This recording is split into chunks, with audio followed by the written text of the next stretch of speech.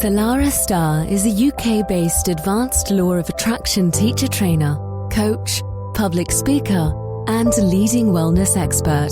She will share life-changing wisdom about the law of attraction and how you can use this powerful universal law to build a foundation for bigger and bolder manifesting results. It is time to create the life you deserve, and with Salarah's help, you will.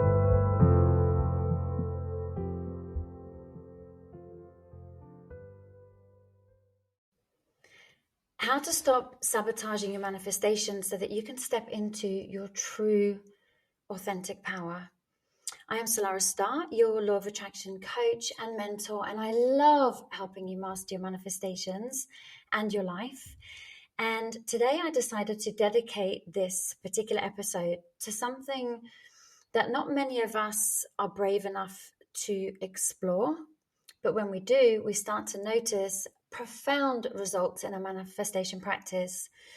So we're going to be focusing today on shadow work. So have you ever noticed or wondered why the same patterns and cycles, they just seem to show up in your life over and over again? No matter how hard you try to move past them, no matter how many affirmations or visualizations you say, they just keep repeating themselves, or you're not breaking through to the levels that you want to. Whether it's attracting negative relationships or the wrong relationships, whether it's struggling with self-worth and issues of deservability when it comes to relationships or prosperity, or perhaps just feeling stuck. And when we start to notice that these patterns and cycles are occurring, we can then begin to trace them back to unresolved emotional hurts and pains from the earlier years of our life. So today we're going to talk about how we're going to be talking about shadow work, but what it is specifically and why it matters, and how doing the inner work can absolutely shift your vibration and in turn transform your life. So at its core, shadow work is definitely a journey of the brave, and it is a process of turning inward and healing the parts of us that were shaped by these painful past experiences. And it's not always easy, but it's definitely worth it. It can feel like it is digging through an actual overgrown garden with the weeds and the brambles and the thorns and the spiders lurking behind the shed. And this is a space where we can clear out the old so we can make space for the new. But the beauty that emerges as a result is worth every bit of effort, even though sometimes at the time you'll wonder what on earth you're doing and why you're even bothering. The amount of times I've shaken my fist up to the universe and just said, why? Like, for heaven's sake, like, help me out here. And that's when I've got these golden nuggets along the way. And one of the golden nuggets that I work with continuously is shadow work. So let's look at the impact that our childhood can have on the reoccurring patterns in our life. And this is kind of like how I've understood that it all begins. So as children, we are deeply impressionable, very innocent and impressionable.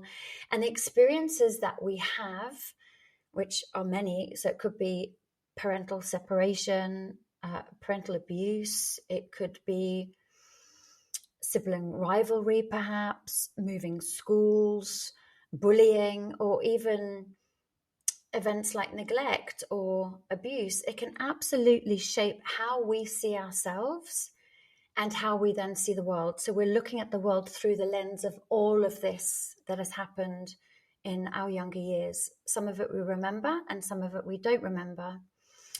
So, for example, if we felt unseen by our parents or our caregivers, if we felt unheard, and if we felt, undervalued, we might develop beliefs like, I'm not good enough, I'm not important, I'm not wanted even, I'm a bad person. And now because we've got these beliefs at a subconscious level where they are buried, they then tend to quietly and very subtly influence how we then live our life. They impact how we then show up in our relationships. They impact how we pursue our goals, and they even impact how deserving we feel of love, of success, and of abundance of every kind. So what happens then?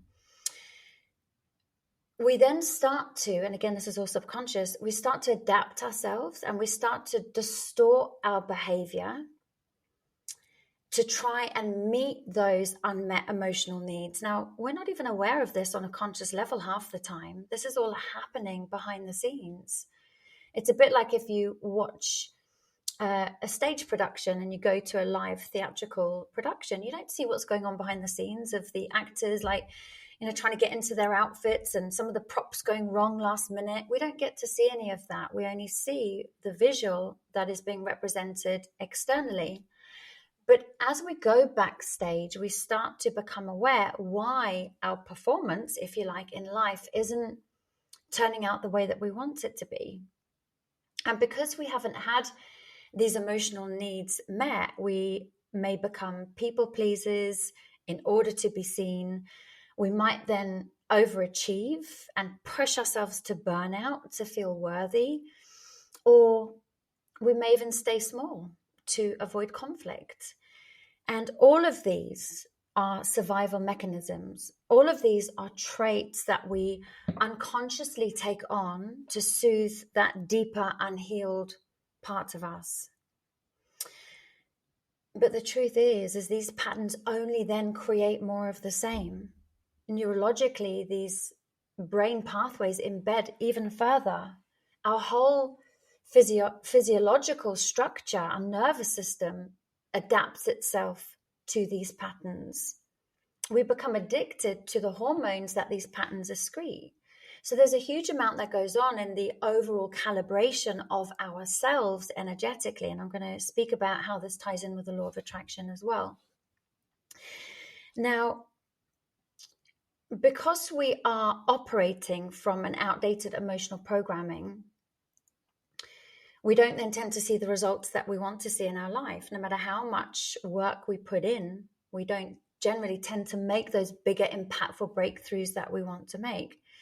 And it's not until we shine a light on and bring awareness to these parts of ourselves, we keep responding to life from a place of lack and fear then, instead of wholeness and instead of worthiness. So then let's imagine our inner world, or your inner world, as a garden. If you want a beautiful, a thriving garden with all the wildlife, all the beautiful flowers, you can't just keep planting flowers and then just hoping for the best. You'll need to go on a mission to clear out of the things that don't belong in your garden first. So whether it's weeds, broken tools, maybe rotten wood, broken furniture. So basically the old broken structures, they need to be cleared out first in order for you to make way for your beautiful garden to then be planned and then created. But those weeds that I'm speaking about, the broken wood or the broken chairs, these are unhealed wounds. The limiting beliefs that we have, the outdated emotional responses that keep us stuck. And if these are just left untouched, they're going to choke the possibility of new growth in our garden. They're going to hide the sunlight. They're going to be overgrown. So any seeds we have, they're just going to be overgrown by these weeds. So shadow work is the process of weeding your emotional terrain. It's about shining a light on the areas where you're still hurting, you're still feeling resentful, you might still be feeling guilt, you might be feeling shame. And remember, this may not be totally obvious on the surface, but you'll know that something is amiss because the things in your life aren't working out the way you want them to. And this is where the process of lovingly starting to do a clear out process can be super helpful, so that you can not only plant new seeds, but you'll actually see them grow. And these seeds of self-worth, inner peace, security, stability, love, and I could go on and on and on. And all of this creates the abundance that we want to experience in life. And yes, it can be hard work moving that bit of dead wood out of your garden, dismantling the old broken furniture or the old broken shed. It may be hard work, and it may be messy, and it may be uncomfortable. And through the process, you might feel anger that you even have to do it, or maybe a sense of sadness or grief as you start to revisit some of these old wounds. But by working through them, you create fertile soil, and you create space and fertile soil for something beautiful to grow. And here's where the law of attraction comes in. So when you are clear on what it is you want, you've cleared out the weeds, and you start to plant new seeds of self-love and compassion and worthiness and deservability and stability and security and authenticity, you raise your vibration. You become an energetic match for what you truly desire. You're no longer in the survival mode where you're just getting by day. You're now able to grow something beautiful and thrive. So instead of attracting these horrible relationships that just leave you feeling even less than, instead of you attracting these experiences or opportunities that then keep reflecting back to you your wounds, and much of the time it'll be unbeknown to you that this is even happening, you will start to attract what reflects your healed, more peaceful, more secure self. And this is how we align with the law of attraction. We can't simply think positive, although that's a lovely thing to do and definitely a part of it all. We can't ignore the inner work and these patterns and cycles that just keep repeating themselves through people or things that might happen in our job. We can't ignore this inner work if we want to make true traction towards our dreams and live that life of deep inner peace and abundance. True manifestation happens when you combine both healing and intention. So why is shadow work then essential for your manifestations? And so many people, they just focus on the happy clappy Pollyanna. Oh, just think positive thoughts. Just think positive thoughts. Just visualize your goals. Oh, you know, like no. Oh no, don't feel. Don't worry. You know, like when you start to cry, say, oh no. You can't do that. Actually, it's important to know that it's important to do that. We can't just focus on the light side of manifestation, the goals, the affirmations, the positivity, and just seeking abundance. Because if you're still carrying emotional wounds and baggage deep in your subconscious, it's affecting your nervous system, the way it's wired. It's affecting the lens in which you see the world through. It's affecting your neurological programming as well. It's going to have an impact on everything, and it's going to create subconscious resistance. And this is where you're going to be sabotaging yourself without even knowing it. So it's like planting a seed in rocky, untended soil and expecting it to grow and flourish. So shadow work, the way I see it, is the missing piece. And by healing the wounds of the past, you can dissolve emotional blocks that hold you back. You can start to learn to see yourself as worthy, which you already are beneath all of this illusion. And you'll start to see the good in life on a much deeper level, not what the fearful part of you thinks is the good in life, the real good in life and the richness. So when you show up in life from this space, your vibration just naturally rises. You'll naturally have a pep in your step. You'll attract these healthy relationships that mirror your worth. Opportunities will just come your way, and step into these opportunities which are more aligned with your true potential. Not that part of you that needs to be seen, not that part of you that needs to be heard, that part of you with your true potential underneath all of that, which naturally flourishes. And this is the true magic of doing this inner work. You don't then just change what you attract, you change how you experience it in life, and you start to respond differently to challenges.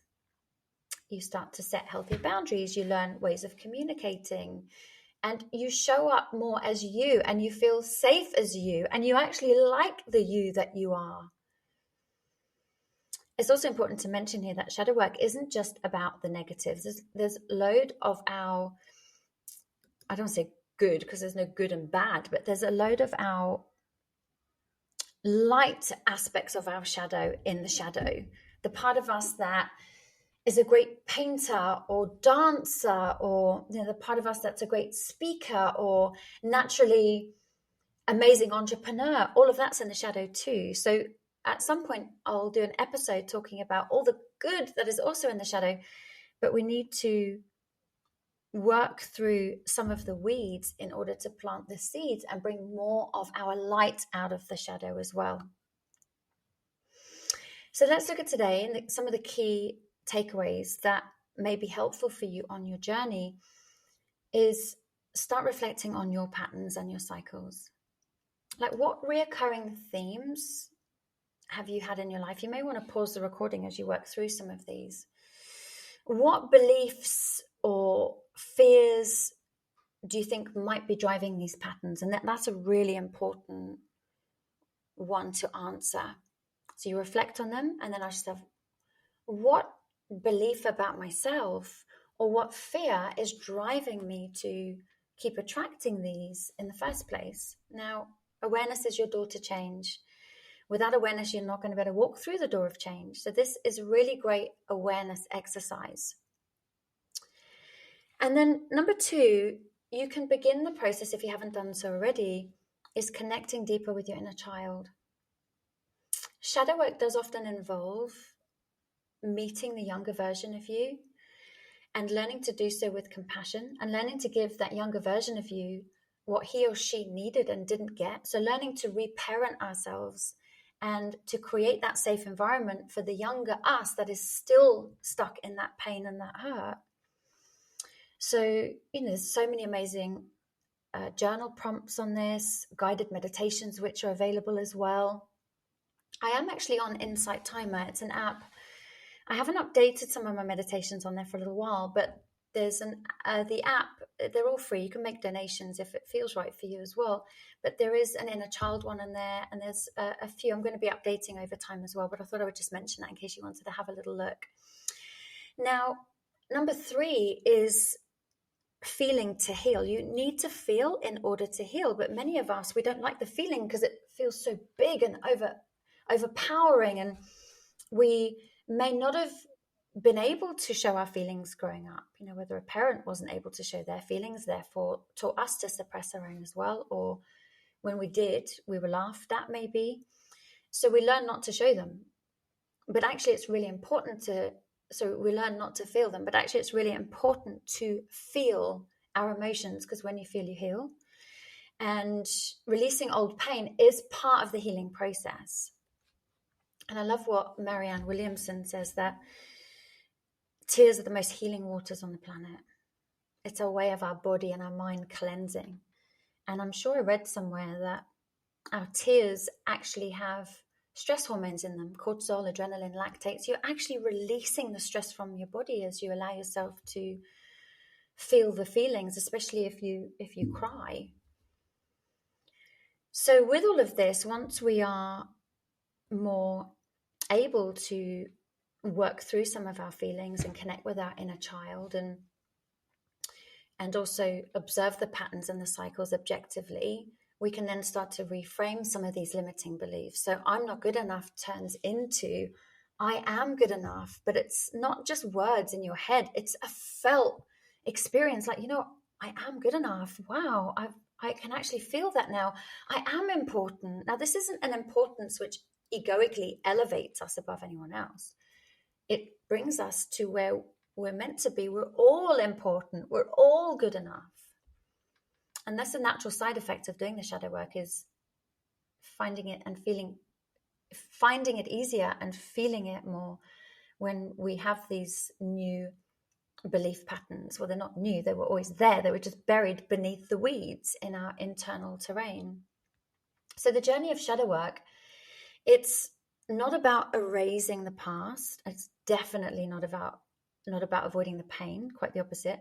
It's about tending to your emotional garden, the garden of your soul, clearing out what no longer serves you and planting seeds of who you truly are and connecting to who you are beneath all of it.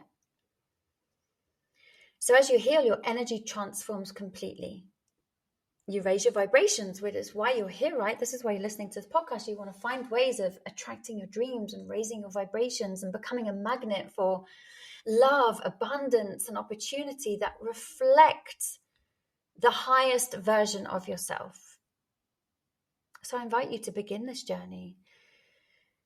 To start small, seek help. If there's somebody that you trust, you can reach out to me and find out about my coaching and mentoring if that resonates with you. You may have somebody else that already supports you through this journey. It's either way, it's important to work through this, because as you heal, your energy transforms, as I said. Now, something that myself, before I wrap up today, I just want to share this with you, because this may have resonance for you. It may be perfect timing, and it may be an amazing way to start the new year as well. And this is something deeply close to my heart. And if today's episode has resonated with you, then I'm pretty sure that this will too. I have spent so much of my life, well, especially since 2010, working through my own patterns and cycles. And as a result of that, I have devised, along with the help of my friend Alex, who is also a coach, a compassion inquiry coach, we've put together a 4-month container. It's called Journey of the Brave. And this is designed to help you uncover and heal those patterns that have been holding you back, especially those born from your childhood experiences. And those parts of us that are hidden, that shape how we see the world and how we respond to the world, and ultimately what we then attract back into our life. So here's the truth, how I see it. So manifestation isn't just about visualizing your dream life. It's also about doing the deeper inner work, clearing the weeds in your inner world so that you can grow the seeds and create the life that you truly desire. So in this 4-month container, starting on the 6th of January, we're going to combine very, very powerful tools. We're going to combine manifestation practices that are going to help you clear, shadow practices rather, going to help you clear the weeds, some of which you don't even know are there right now. Some of the old wood from your garden, you're going to become so aware of all the parts of your garden that are holding you back that you aren't aware of right now. And then go through a process of compassion inquiry to gently uncover these unconscious blocks. And we're then going to have a 3-day in-person experience. And I know for some of you that live all the way in Australia, this may not be something that you can join in on.